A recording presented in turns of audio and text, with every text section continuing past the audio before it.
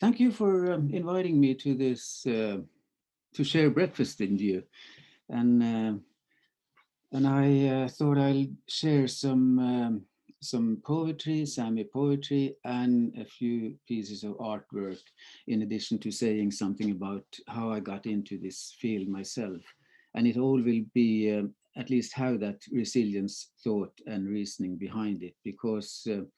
The Sami experience is actually an experience or a history of how to survive.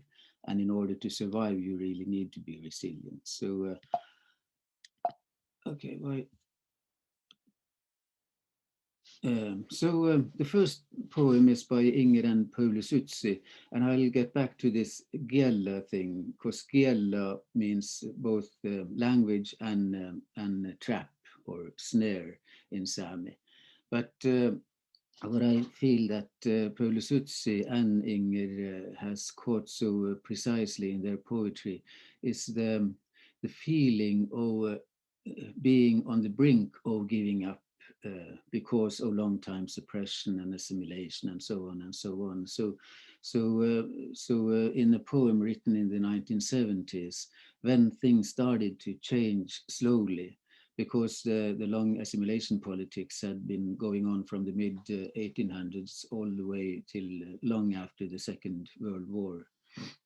So so towards the end of the 50s and 1960s, several Sami almost gave in and changed their language and started to speak Norwegian, Sweden, and Swedish and Finnish, and in a way started to lose faith in a Sami future.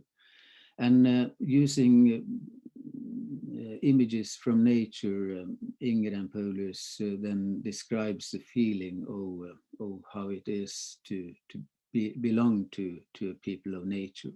And like at the end of the poem, those thoughts of people of nature are like the mountain birch when it is weighed down and bent to never again stand erect. So the feeling they had, and the feeling this poem also expresses, is that the long time suppression actually had done so much harm that the Sami never again would become or get back to the days of yore, and when they could celebrate and really didn't suffer. Uh, so in a way that's a bit pessimistic, but still it has that hope in it, that in case things change we will survive. And then this other poem about a snail, I like especially well, because it really is a prayer to nature, and also it has a lot of this optimism in it, that they still saw in, especially in the younger generation growing up in the in the post-war area. So I thought I'll read it in Sami for you, so you can hear some Sami as well. Äitsä rihfu guabbaranalda, chohkida välda chorimi, puusodadan, tatja riifu, ta muu unnamiasaji nai chorvi. And with the Sami being connected with reindeer herding, although less than 10% nowadays actually is has that as a livelihood. The Sami very often are connected to reindeer, so using reindeer and things connected to reindeer herding as symbols is very usual. And when you blow on the snail, you know it grows horn, and then being fortunate with your reindeer herd, they also need, the calves need to grow up, and they grow horns. The funny thing and the interesting thing about horns with reindeer also, just an apropos or a digression, which my talks usually are filled with, but with only 20 minutes, there can't be too many digressions, so I need to stay with the topic more or less. But at least with the horns, both female and male reindeer have horns, and the females keep them longest, so they have the horns most of the winter time in order to use that as a sign of power, and they can push away others. So when they are digging for the lichen under the snow, and you have the snow holes, then it's easier for the female reindeer to support their calves and themselves, having the horns, keeping the horns longer than the male reindeer does. Anyway, just a few words about the Sami. You see this is the Sami flag, and it covers the Sami area. So you see a huge part of Norway and Sweden actually has Sami population, and in earlier times, much more of Finland also was Sami land, or belonged to the Sapmi area. I keep promising that I'll get back to the language, and I will, because the language is so important for the Sami, since a lot of the other traditions have been suppressed for so long that they hardly survived or didn't survive. But anyway, I thought this is also the time to say a few words about myself and how I got into this field, and how lots of my research has actually had that resilient part to it. And in Sami, I would introduce myself as Mullen Erneristena ja Anne-Johanna Harald. Ja mullen steite Stenus ere. Like Claudia said in the introduction, I'm from Dietno, Tana, which is the big salmon, the best salmon river in Europe, although now the salmon is so threatened that we're not allowed to fish for salmon this coming summer. But anyway, salmon and Dietno are really closely connected, and the way I introduced myself was that I mentioned both my mother's sides, Arne Risten, which then means that my mother's name was Risten or Kristina, and she was the daughter of Arne Adja. So her father was Arne, and so her name is then describing that she is the daughter of Arne, while my father's side then had that Anne Johan, that my father was the son of Anne, who was a prominent figure in the local community in Seite. So the way, or the reason the way you were named actually had to do with the position of your parents, or if they did something that really stuck out in the local community, or actually just also it was a way of showing respect to to your relatives and to the family that you belong to. Seite is also important in this connection, because Seite is a sacrificial stone, a powerful medium in the old shamanistic belief system, and you know, a lot of both the animistic and shamanistic traditions have survived in Sami way of thinking, in Sami values and worldview. So we can find traces of that in today's belief system as well, even though we've been Christianized a long time ago. So I like this connection with Seite, the place name, having the connection to Sami cultural history. My own way into this was through, because I'm a literary scholar, and I wanted to. There was no topic in the university system when I started to study, which was called Sami literature. So I've been instrumental in shaping that topic or that discipline within the university, which has been great fun. And but that also meant that I had to go back to the roots of Sami literature, which is represented to a fair extent by the yoik tradition, the vocal genre, which was has always been very crucial, very essential for the Sami, and it was used as ceremony. It was used in naming practices. It was used in the old religious system. So it was really all around the Sami. And it also was a medium through which Anders Fjellner, who was a South Sami minister and a person who was very inspired by people like Lönnrot in Finland, who did the Finnish national epic poem, Kalevala. And Anders Fjellner was then the person who wrote down the Sami myth about the son of the sun's courtship to the land of the giants, where he found his wife, and they together got the three sons who became then the ancestors of the Sami. That's a wonderful story. I can offer you that at another time, but this time I just had to hurry through. But the funny thing, the interesting thing again with those three sons that they got, when they invented the skis, and they also were great moose hunters. So when they died, they weren't buried in the ground, but they were lifted up into the heavens. And now they make up the constellation of Orion's belt, which in Sami then is called Galla Pernit, which was the name of those three sons. Another source of inspiration for me was the two oldest pieces of Yoic poetry that has been printed, and they were printed in a book, Laponia, which was published in Frankfurt am Main in 1673. And that book contained two Sami love poems, which a Sami student in Uppsala in Sweden at that time shared with the professor who was writing Laponia, the book Laponia. And the professor was so clever that he kept the poems in original Sami, so they were printed both in Sami and in Latin translation, which is wonderful for us nowadays. So we have the original Sami version as well.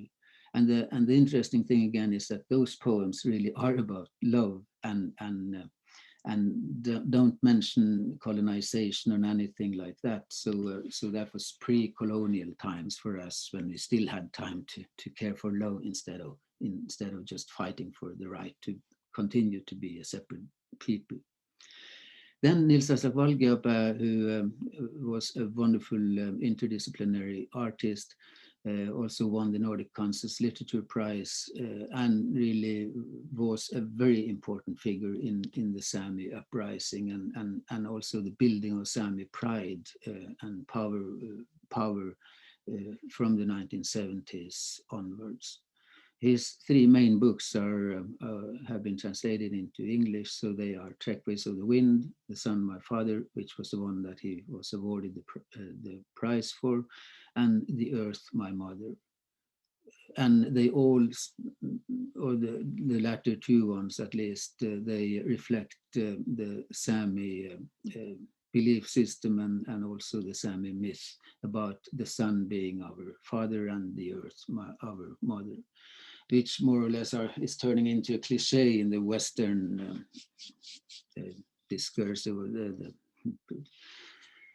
talks nowadays, but for the indigenous peoples, it really is a serious matter that we belong to the earth, and we need to take care of Mother Earth.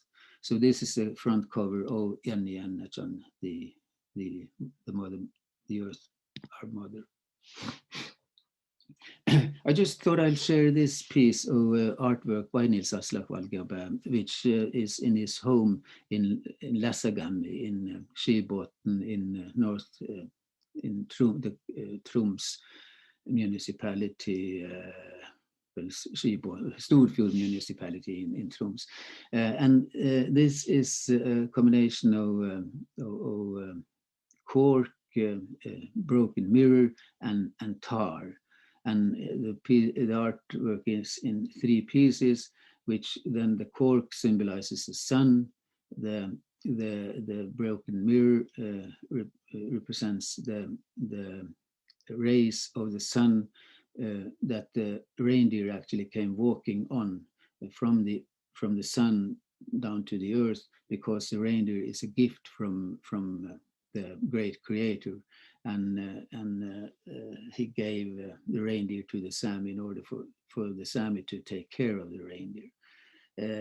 And when you stand before this artwork, you will see pieces of yourself, of course, in the mirror that is in the artwork. So in a way, looking at that artwork, you are always reminded about your own position in this and your own responsibility to take care of the connection between the sun and the earth. And then this bird, blue throat, you'll recognize it as, is called Bjellovialago in Sami, or Bjellotsitsas. It is a very interesting bird, and it was a great source of inspiration for Nils Aslak. And it is a great source of inspiration for the Sami because it is one of those migrating birds that doesn't stay in Sapmi during winter. So when it returns, it's always a welcoming sign for the Sami that summer is returning. And in summer also the new powers of nature, which then will ensure that also the Sami will manage to continue. But then now we're getting to the language, and I'm not going to spend too much time on that. But Gellovialago is a very clever bird and also a trickster in that sense that it plays a lot of jokes with the other birds because it's a master of imitation, so it can imitate other birds' sounds, and in that way create a lot of mess in the bird society. So, but obviously for the Sami, who is a joking people and belongs to a joking culture, it obviously has been feeling a lot of associatedness to the Gellovialago. It's also called the Nightingale of the mountain lands or the tundra lands. So, so the bird is a reminder for the Sami how important language is. And then this Wittgenstein-inspired thinking that the theory and praxis belongs together. So Gela being a language which you can use as communication, but also, of course, source of inspiration and also a way of expressing your identity. But on the other hand, it also may represent a trap. You may be trapped into language, which of course every one of you will know. But anyway, it's so for Paulus Utsi and Inger Utsi, when they co-wrote that second book, it was important to remind the Sami people about this, that you can use the language to catch language, but you also need to be reminded and be careful about not being caught in language yourself. And then just towards the end here, I want to, this is not to brag about my own books, but to make a point out of the Sami title. It wasn't possible to use that as a title for the Norwegian and English translations of the book, because the Sami proverb, the Sami saying is Yodi le buedeko oro, which then represents the values of a hunting culture, of a nomad culture compared to a more culture connected to agriculture. So because the Norwegian saying is borte bra, hjemme best, which is a total opposite of that, because Jodi le buereko oro means that it's better to be on the move than stay put at one place. So you see both the English one, home sweet home, my home is my castle, borte bra, hjemme best, they represent the values of the agriculture people who wants to stay at home, while the nomads always want to travel.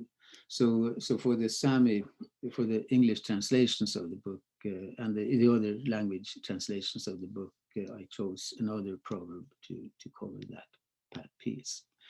And then just to end, I want to, this is a reindeer, as you can see, and one of the antlers represented there.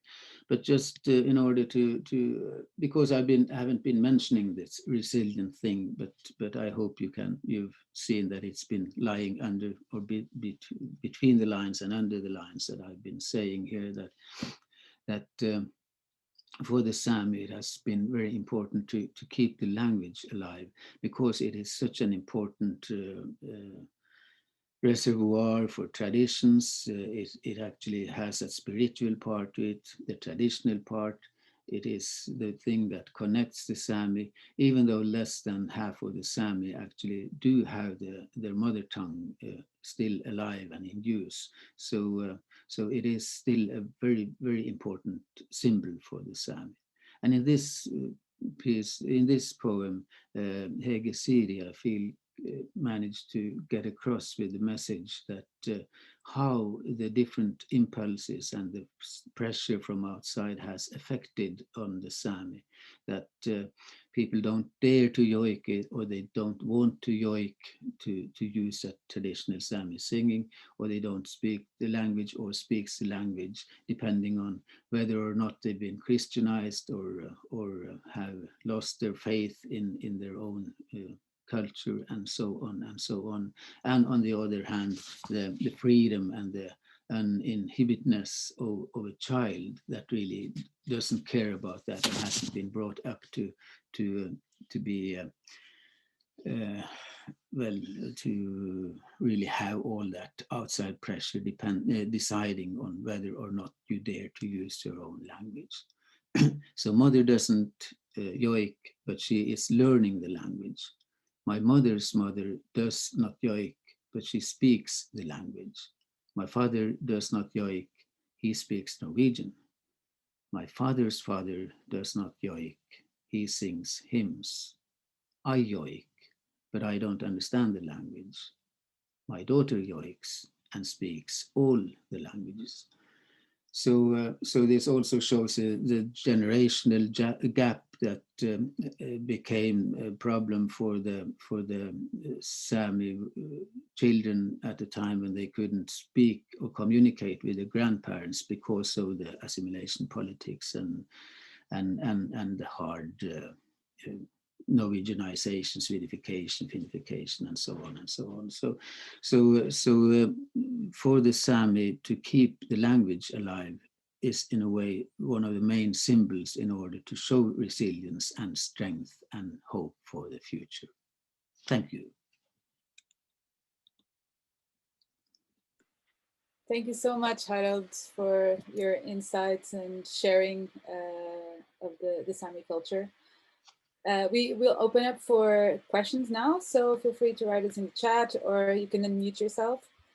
I will open the Q&A and I would like to ask you about a little bit of your personal journey going into this and how you growing up and the simulation of the Sami culture for you, how it was, and if you could share some insights of what have you learned about resilience for yourself personally.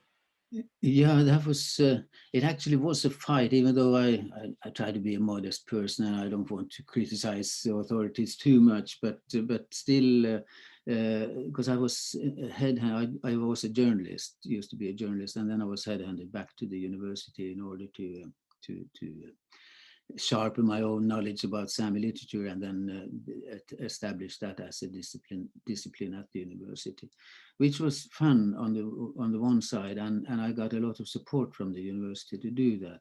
But on the other hand, within the discipline, what I represented with indigenous literatures and Sami literatures, Sami literature in a way didn't really fit into the theories and methodologies of the topic at that time, because it was new criticism. It was this that you only should focus on the text and leave out all the cultural stuff and surrounding stuff. So that was a fight in order to say that the cultural background is important for the Sami, because without that, literature really wouldn't have any meaning for the people, because we have this interconnectedness and the more holistic view that everything belongs together. So in order to find support for that, those views, it was a fight, and I guess I under-communicated that just in order to make it easier for myself. But if I ever get the chance to sit down and write my own memoir, I'll probably get more into that and again be more frustrated and aggravated by the memories of that fight. But actually, it was, I guess, my own experience was the same as a lot of other Sami have had, that in order to succeed, you needed to do some compromises, but never to give in. So in a way, having that resilience within everything you did, and always being reminded about that. So finding the strength in your own community, in the support you have from your own people, and especially from this the feeling of togetherness that really grew among the Sami from the 1970s onwards. Those things are changing a bit again now, with Sami also becoming more individualistic again because of the market and so on and so on. But at least at that time, it really was, we were fighting a common fight. And I promise to answer more briefly to the other questions. But it's really interesting how, we have a question from Ellen. Besides buying the book, how can we continue to support Sami causes? Oh yes, that's a good one, because what Thank you, Ellen. Yes, because what all indigenous scholars and politicians nowadays really emphasize is the importance of good allies. I heard a colleague of mine who actually also talked about not only allies, but when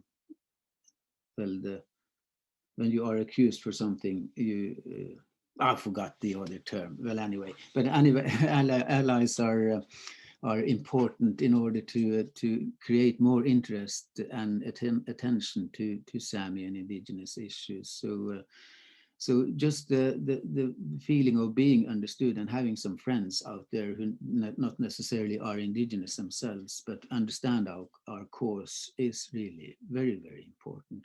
And I would say that the indigenous people's future actually depends on that, because we are so few that the majority will always overrun us. So without good friends, really good friends, it's hard to stay indigenous. And what can those friends do for? Well, they already do a lot, writing books themselves, creating films that are supportive, speaking nicely about the things that are important within the indigenous cultures, because it's there are so much that are different, even though we still are human, all of us, and do things more or less in the same way. So, but still, the value system, the way you express your own views, understandings, and so on. Like the Sami, we always like to hint at things coming from really communities where you had to function together. With people you didn't like and even your enemies, that created a specific way of communication between people, that you never could criticize people directly. You had to be indirect, and you had to you really be subtle in the way to make your neighbor understand that he or she should change his or her behavior in order for the two of you to function together. So and that also creates a very interesting pedagogy or a pedagogical way of expressing your criticism or your views, that you have to believe that the other one understands what you are saying. So it's actually and that's been the case for the Sami all the time, that if the majority doesn't understand what we're saying, then you don't really get the support either. So there are lots and lots of things that really connect into this, especially the way we communicate with each other. And we are wrapping up, but we have a final question from Sara. What are your hopes and fears for the future of the Sami language? They are great, and you know what is really impressive about the Sami history is that that we have, well, nowadays we have 10 different languages. It depends on whether you want to call them dialects and or languages, but they are so different from each other that that all of the languages aren't mutually understandable. So like South and North Sami are just as far from each other as German and English. So you definitely can speak of different languages, but that all those languages have survived through thousands of years of contact with the majority people, because the Sami have always lived among the majority people. That's really that's the best sign of the importance of the language. So I think that knowledge actually contributes to the proudness that Sami feel about their own language, and that will hopefully contribute to the language surviving and developing. And it is already changing quite drastically and rapidly because of the changes in the society. But still, like for the traditionalists within research, they find, or we find, a lot of interesting information in language, in traditional language, about how Sami viewed the world in previous times. And I think that those worldviews still will be important for the Sami in order to belong to the indigenous peoples and to keep our indigeneity alive. So yes, I think there is a bright future, at least a future for the Sami language. And we need good allies and good friends to support us in that fight.